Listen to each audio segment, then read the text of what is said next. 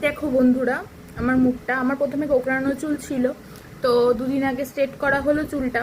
তো দেখো এখন কি সুন্দর একটু স্ট্রেট স্ট্রেট হয়েছে। আমার নিজের কত ভালো মন থেকে ফিলিংস আসছে যে এতদিনের কোঁকড়ানো চুলটা আমার ত্যাগ করলাম আমি, আমার কত ভালো লাগছে যে একটু তো মানুষ নিউ কিছু চায়, আমিও ইসে করলাম। তো মানে স্ট্রেটনিং করা হলো।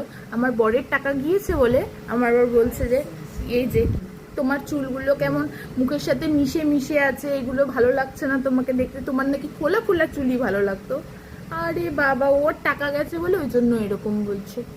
এরকম কি মানা যায়? হ্যাঁ, এরকম কথাবার্তা বলে। দেখো আমাকে কত ভালো লাগছে, আমার নিজের আমাকে কত ভালো লাগছে।